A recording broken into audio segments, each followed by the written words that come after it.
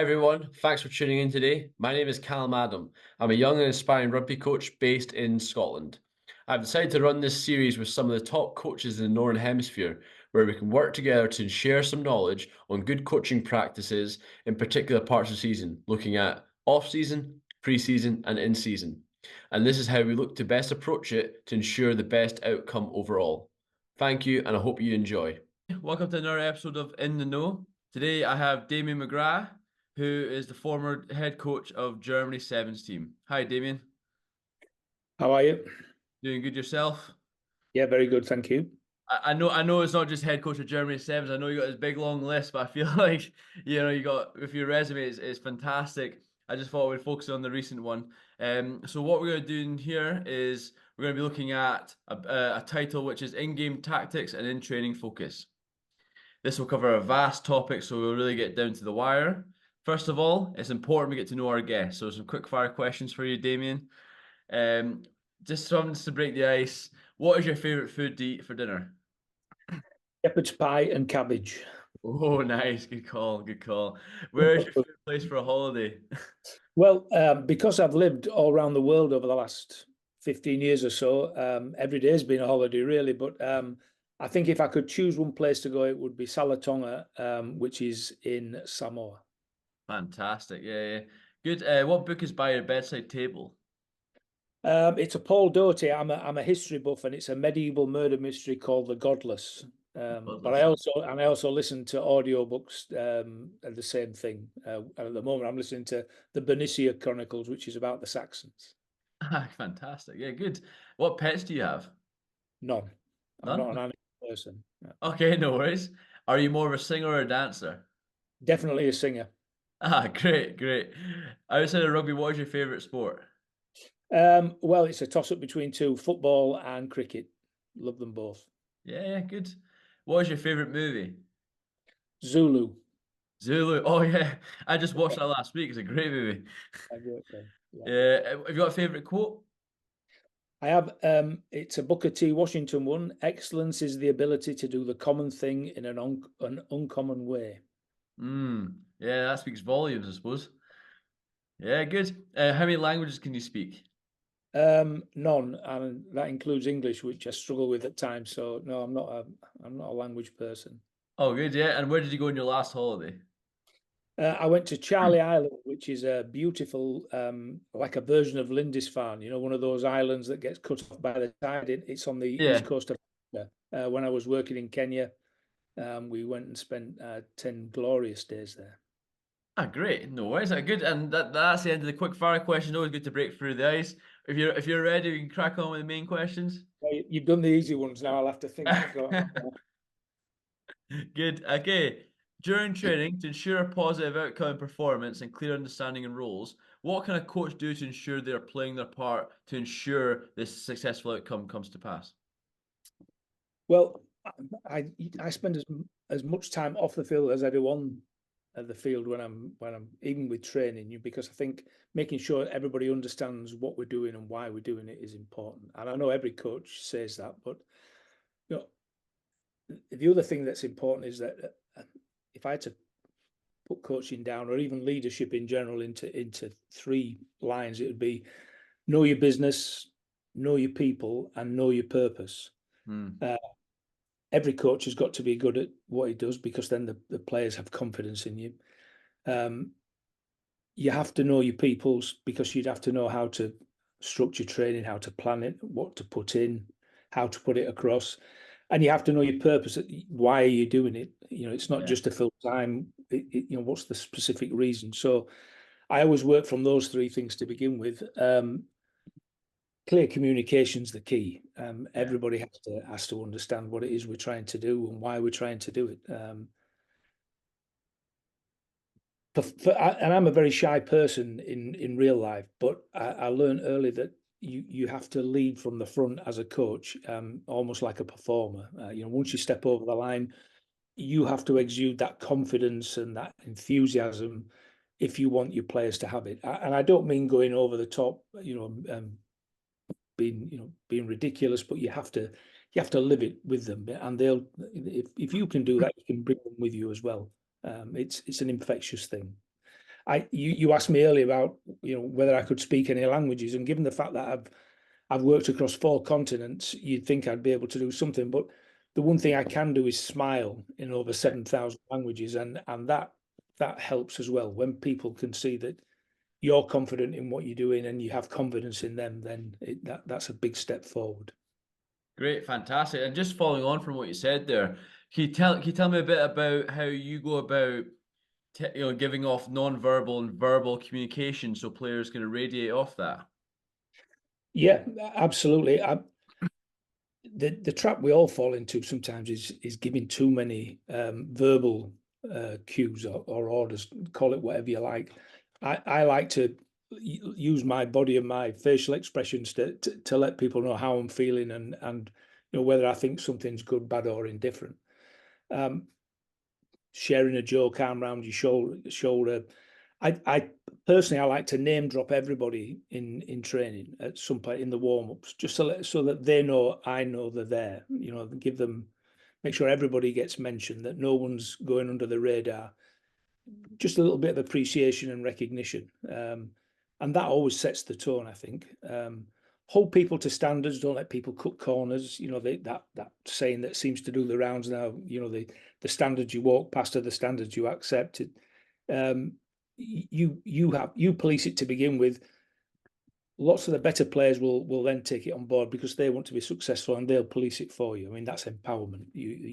Peer pressure is far stronger than the head teacher at the front, I think. So yeah, that would be my take on that. Fantastic. No, great stuff, and Damien, and very interesting, very detailed. I thought, can you tell us a wee bit? I mean, I know it's very important relative to our heading. Can you tell us a wee bit about the importance behind training in general? Because a lot of, especially in club rugby, obviously not in professional standard, but in club rugby, some people may not come to training but just go to games. Can you tell us really about what's the importance behind training in itself? Well, training lets people know you have a plan.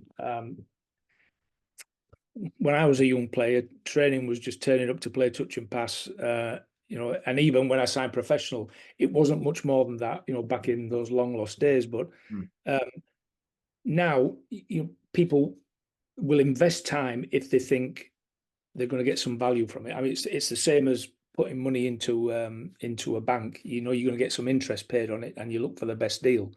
I think the same with training. Players will invest their valuable time if they think they're going to get a return on that investment. Um, and I think that's the same at professional as well as amateur level. So you want them to make you need first of all, you want to make sure that people come because they know they're going to get better, they're going to be educated, but they're also going to enjoy what they do. Yeah. And therein lies the magic formula that the coaches have to find, to Yeah. get those things to play. That yes, you want people to enjoy it, and everybody likes to play, don't they? We're no different. We all want to turn up and have a game. You've got to make those games relevant. You've got to make sure there's a message, and you've got to make sure, as I said, that relevance to making them better, but also into what's coming next, on the weekend in a game. And you sell your vision, just like you do when you first take over a club and you speak to the players across all the teams. You sell the vision. You do that at to your players at the beginning of the week. This is what we're going to do. This is how we're going to do it. This is why we're going to do it.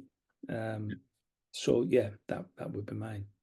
No worries. And just for viewers that be watching this, Damien, can you tell us a wee bit about what the coach's role is? I mean, you've already touched on a wee bit just in that prior sentence before, but could you just tell us a wee bit about what is the coach's role, and could you give a specific example that you've gone through in The training? coach's role in training. Yeah, Well, yeah, of course. Yeah, I mean, you plan, and I think, and I've been in that amateur situation as well, where you can't guarantee everybody's going to be there for one reason or another on a weekend. During the week prior to a game. So I think you need to have a plan A and a plan B. What do we do if those players aren't there? And sometimes just keeping people occupied in a meaningful way is all you can do. You can't. We're not magicians.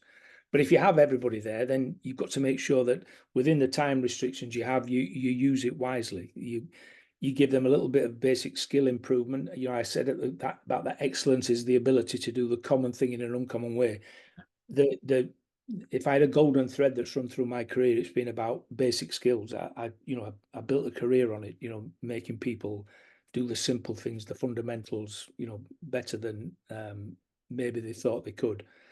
So you make sure you're improving them, as whether it's fundamentals or whether it's just bringing in new players into the game, and then working on how you can use them and when you can use them, and not Yeah. just using them every single time.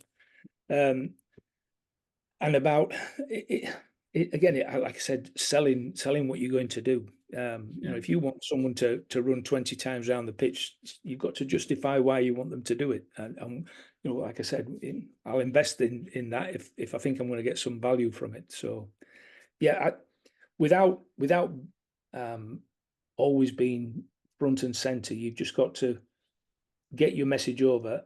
And I, everybody likes feedback, don't they? We all want to be. I said earlier about being appreciated and recognised. Yeah. When you're in the middle of things, you can't always see everything that happens. And if I'm ever lucky to have an assistant, and even if I'm not, I like to stand back and watch things, because then you can feed back to people and give them some, as I said, that you know, let them know whether you think they're improving, whether they need to work on something. Is there some issue that you can see that might help them? So yeah, I mean, I think feeding back to people, it's not always at the top of the list for training, but people turn up, they give their time, Yeah. let them know how they're doing, and particularly those guys that aren't always first choice, you want to give them encouragement if they're doing the things that you ask them to do. Oh, great. No, 100%. Thank you for that, Damien. And that's kind of touching on the kind of training focus. Now looking at a bit more of in-game in the moment. Obviously, you've had a vast amount of experience in this. Can you tell us and just the viewers in general, how important are tactics and strategies in a game of rugby?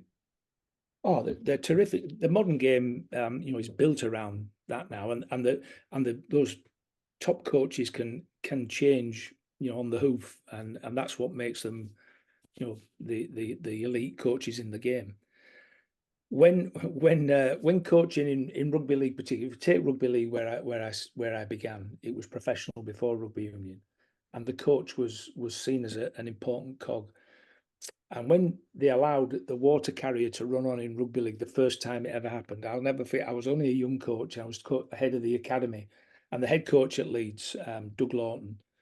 Um, eh, our trainer was I don't know why he couldn't. I think he was injured. He couldn't go. So he asked me if I'd step up one Sunday afternoon, 20,000 at Headingley for a game against Wigan or someone, and he every time go on there and tell him if he drops that ball again, he's coming off. And it was like those were the Yeah. in-game messages at the time. It was always reacting to some issue. You know, tell him to do this and Yeah. ask him why he dropped that ball. Ask him why he did. And I was on and off like a yo-yo. And half the time I got on there and didn't say anything because I thought that was pointless. Yeah. But now the game's changed because no one wants to hear that. They don't. What they want to, what they're looking for from you as the coach, is either a nod of approval, to underline that things are going all right and not to panic, or they're looking for just a couple of small tweaks that will make a difference. Yeah. So that's again, if you're good at standing back in training and watching what goes on and deciding what's important, you can do the same in a game. You Yeah. can't change everything, and I don't care how good a coach you are. There are very few who can see everything and understand its implications. Yeah. When I was at Leicester Tigers, Martin Johnson, who was the captain of England when they won the World Cup, and he was the captain of the Tigers in those glory years when we were winning the European Cup and things, he had this ability to come off at half time. He's had his head stuck up the prop's backside for 40 minutes, and he could sum up a game in an instant. Now, there are very, very few people like Martin. Most people have to Mm. think and reflect before they can do it. And I think most coaches are the same. Yeah. It's looking at what you think will make a difference, not how many things will make a difference. Mhm. Because for a start, you can't see everything, and the other thing is players can't take it on board, can they? So I Mm, think in game you've got to look at what you feel will make a difference. And if you don't think anything will, then don't say anything. of You know, course. Yeah. you feel almost obliged to have an interaction because you're the coach. Sometimes there's nothing better than patting everybody on the back and saying things are going well. We've got to keep this going, and or just not when I say giving everybody a G up, I don't mean being abusive and those old school bollockings that people used to do, but even negativity is allowed. I think if it's a meaningful negativity, if Mm, if that doesn't sound too gobbledygook, you just let people know that that's not acceptable. But you've also got to give them an example of what they need to do instead. Um, of course. it's a bit Yeah. it's a bit like dropping a player when you pick a team. They might not like it, but if you can justify, if you give them reasons why, then they have to accept at least that they know you're doing it for a reason. And I think it's the same in game, whether you make a substitution or whether you pull someone up for not fulfilling their task or role. No, of course. I mean, just going on from what you said there, Damien, about someone not getting picked, or feedback and tactics and strategies. A big thing that a lot of people, a lot of coaches actually tend to get wrong is timing of that. So Yeah, maybe they're down at the half and they go out blurting all sorts, and maybe it's just wrong, even though it maybe had the right messages across, but it's just wrong timing. Could you give a specific example in which you maybe have thought, okay, oh, before I say something here, I'm just going to take a deep breath, or just what strategies, what thought processes have you gone through when you've had to deal with something like that?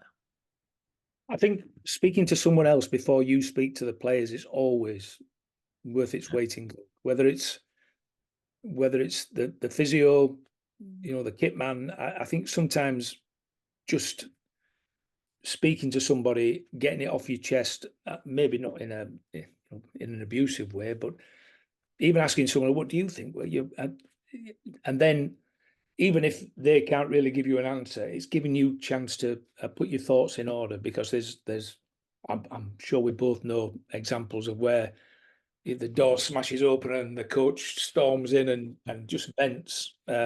Sometimes quite rightly so, but not in a way that makes a difference to what goes on. So particularly if you take sevens as an example, you often see teams at halftime doing breathing before anybody speaks. And yeah, I think there's a great lesson there for coaches as well. Take a few deep breaths, get your thoughts in order.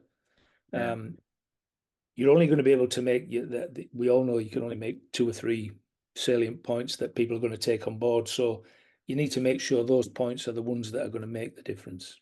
Um, and yeah. if you want to change tactics, you need to make sure it's simple, precise, and understandable. Of course, fantastic. Now, I mean, I suppose the game over the last kind of 4 to 5 years, or even just after that, has really looked at speed over structure in the game. So that instead of getting set for this perfect move, it's about playing what's in front of you and seeing how it all takes flight relative to what you see in front of you. Can you just give me your thoughts on it and your examples of what you think and what you know about speed over structure, just so our viewers know? So it's not all about getting that fancy move, but it's actually about what you play in front of you. Can you give us a wee bit of thoughts on that? Yeah, I mean, it's one of those that's easy to talk about, but difficult to put into a practice situation. Mm, You have to try and get some organized chaos into training. I mean, you do that through time drills or scenarios where you're you're against the clock and you're losing by X number of points, and you've only got so many plays to score. Or you have to find a way to replicate that in training because it's the only way to do it. Again, using back when I first started coaching in rugby league, I went to a coaching conference, and there was an Australian coach working at Castleford or Featherstone. I can't remember which one of the clubs over in that part of the world, and he talked about structure was everything, and if people went away from the structure, then he would substitute them. And he made a great point for it, because he felt that the players would open, that the chess moves would suddenly open up, opportunities. But as someone rightly pointed out, and I think where he fell foul of the players was that it might have been 4 players would open up something, he thought, but on play 2, there was a gap that you could drive, the team bus through. Yeah. Players took that gap. He lost his marbles and would pull them off. And you've got to be careful that you. So we talked about tactics, about we're going to look to. Let's just say that we're a team that likes to fold round the corner and try and drag defenses across so we can play back. Yes, that might be the way we want to play, but it doesn't mean we ignore the opportunities that are right in front of us. It's encouraging players to play outside of what you agreed. And like anything, there's a right decision, a wrong decision, and there's no decision. I'd always go for a right decision and a wrong decision over a no decision. Where no decision sometimes is just mindlessly following a plan because that's what it is. You're not really making a decision. You're just being, part of a little cog in a wheel that's turning. What you really want is for someone to be decisive, but they're doing it for a reason, not just because they felt like it. I just saw that opportunity there. That kid that always chip and chases, not because there was nothing else to do, but he thought he saw some space in behind. You can't, and this is where, as a coach, you have to, and maybe as you get a bit older, you can accept this. You have to encourage that and sometimes swallow what you want to say. You think, well, it was never on, but they thought it was on. They see, and so the pressure's then on you afterwards to talk about. We're very lucky now that everybody can film games, training. We've got iPhones, everything else. If you can get footage and talk it through with them, we're very lucky now as coaches that we have those resources that probably were only, that professionals only had at one point. So it's using those resources wisely, encouraging people to look for things, but then having the courage as the coach to pull them up on it. But you have to have a reason why you're pulling up on it, not because you didn't like it. It's got to be, well, let's look at what it did. Let's look at the implications of doing that, or what did we miss? What did we gain? Which is what a coach is there for. Fantastic, Damien. Yeah, it's great just to hear it and just acknowledge about how you go about things on that front. So especially in your head coach capacities, in your coaching career, and in game in an in-game focus, how do you go about making substitutions? What's your thought process behind? Oh, I'm going to put him on and take him off, or how do you go about it? Because some people are maybe like, oh, I want to put the best team on. However, maybe it's not all about the best team because it's like everyone's trying to focus towards a common goal together rather than just the best who are individualistic. So just give me a bit of thought process I'll behind take that. you back to the very start where I said, know your business, know your purpose, and know your people. Yeah. Now, some people are great players, but they have to start. They can't come on and make a difference. And vice versa. There's some players who can just sit there and then suddenly come onto the field and play to that level. Your substitutions are what you can't afford is for a substitution to allow the intensity levels or the momentum you've gained to drop. Or if you put a sub on and you're losing or things aren't going well, you want them to push momentum forward. So you have to know your players there, I think, and understand what they can do for you. I hate the one thing, it makes me sound like an old footy, but I hate the finishers term, and the also that the preordained substitutions, where at 60 minutes we'll take off the front row and put these guys on. Yeah. Man, that's not the game. I think substitutions are made when you read the game and you feel it's the right thing to do. Fascinated watching the Euros. The standards haven't been great and there haven't been lots of goals. And I don't just mean with England, I mean across all the team. But how different coaches approach it in terms of being prepared to make a change early. Gareth Southgate with England, leaves it till almost the last second. Everybody has reads a game differently, don't they? And Yeah, you have to do what you think is going to make a difference to you. Just like anything else, knee jerk substitutions are not the right thing to do. When someone annoys you, I'm going to get him off. I'll go back to what I said as a young coach when I used to run with the water with that message. Why did you do that? That's it's just the coach venting his anger as opposed to thinking yeah, about things. And I think you have to have thoughts in your head and ahead of the game. You know your plans, you know how you want to play. Well, what happens if the way you want to play isn't being successful? Are the players on the pitch the right ones to change the way you want to play? You're going to have to bring someone on, in a different capacity. yeah. When I coached, I was head of rugby at RGC, who were in the Premiership in Wales, and we had a very young and quite a small team. So we decided that we wouldn't kick. Welsh Premiership rugby at that time was very forward driven, and in the valleys there, it was a very attritional game.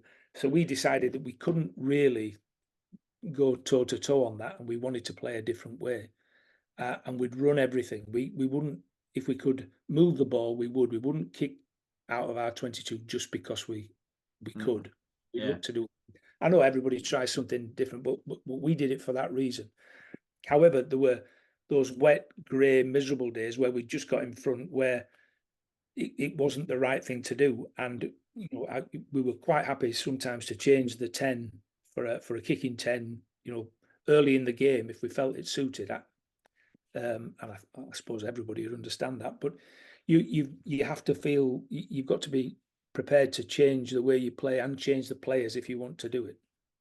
yeah, 100%, Damien. I mean, I find it's fascinating when you hear those detailed answers. It's very honest answers, Damien. So we really appreciate that, and our viewers will really appreciate that too. Now we're going to move on to our scenario. So our scenario is really based on real life situations that coaches may be dealing with, maybe at club level, semi-pro level, and pro level, and so on and so forth. Just want to get your perspective on, for example, a coach is working with his under 18s team. He's an attacks coach. He's looking at X's and O's, attacks moves for middle channel, wide channels. They haven't got any games in the build up, but in 3 weeks' time they've got a big game coming up for a cup final. This coach is by himself. He's got about 20 kids to deal with. How would in simplistic terms, to limit confusion or stop confusion, how would you go about, if you were thrown in there, how would you go about dealing that just to make sure players find it productive and successful? Well, I'd spend the first part, that thing about preparation is the key. If you were given 8 hours to chop down a tree, you'd spend 6 hours sharpening the axe. Yeah. Sharpening the axe in this scenario, I think is making sure that the plan is given to the players, Mm. that they understand exactly what it is you want to do, not just explaining it to them, but either showing them on video, examples that you can find, or on a whiteboard, and even just walking through it so that they understand that exactly what it is you've all decided you want to do. Discuss it with them. So the other thing I've always found is that even though it's your plan and you're certain it's right, if you get key influences in your team, the leadership group, explain it to them first. Get them on board because they'll help you drive the direction, and you don't then have to be in every conversation. If you get those people in the room and you're not, they'll still be giving your message. So I've always found it's no matter what team it is and what age group, get the players who you want on board, explain it to them first, Yeah. get them to see why you're going to do it and what it is you want to do and what reward you think it's going to bring, and then give it to the whole team. In terms of them practicing on the field, even though you're the under 18s, it might be that the second team or even the first team, the coach might bring the team down and just defend against the way you want to play and condition. It's easy when you're a professional coach sometimes because you can condition your defenders who are the non-playing team. Yeah. To defend in the way you think the opposition are going to do, so you can play your way against them. Most teams do that. So if you can, I think that's always worthwhile to have opposition who try and replicate as close as possible. I know it's not always possible to do what you think the opposition are going to do, both in attack and defense, but particularly in defense, because then it gets you that feeling of positivity in the team. And also, if you can do that, you also get some feedback from them as well, which helps the team. Is it working? Does this bit work? They can also suggest things you hadn't even thought of, or things that you'd thought of and then dismissed, but they said, well, that would probably work. So yeah, that's the way I would approach it. Thank you, Damien. Yeah, fantastic. Just a quick follow-up question, because I noticed that so from what you said there, a lot of coaches say, "Oh, that didn't go well," or "That was a fail," or "That was a negative." Say in this scenario, in this picture, the coach has been working on all the X's and O's, the attack moves from here, that. However, from what we talked about earlier about speed over structure, if the team had won the cup final, however, they only ever did the moves 2 or 3 times, or the moves over the race 2 or 3 times, they won the cup final. Would you see that as a success or a failure, given from the attacks coach perspective? If you win, it's always a success. Yeah, Because the tactics and strategies are just that. They're just a structure, a framework for you to play within. And often they're a good thing when you're tired and maybe when things aren't going well for you to hang your hat on.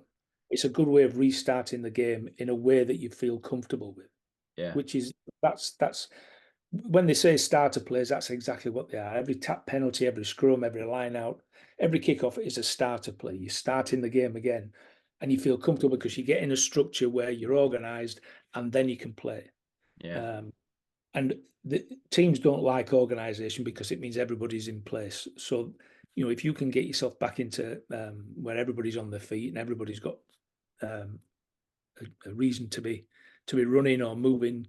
In sevens particularly, I always tell it, it's a 7-man game. All 7 players are always in it, and 15 aside is no different. If you're a winger 60 yards off the ball, you have to make someone defend you. Particularly now we've got great kickers who can pinpoint. Finn Russell with Scotland particularly can drop it on a sixpence. yeah. Make people defend you. So you're always in the game and get everybody to be defended so that they're always a threat. That's my thought. Everybody in motion, bodies in motion. It's the one thing that defenders don't like. That's fantastic, Damien. Just to let you know, that's us rounded up now. Okay, and I Yep. appreciate your time tonight. Just for everyone's viewers' perspective, we're looking at in-game tactics and in-training focus. I'd like to thank you, Damien, for your time tonight. And I hope you have a good rest of the evening, and we'll chat soon. Bye Thanks, for now. Callum. Yeah.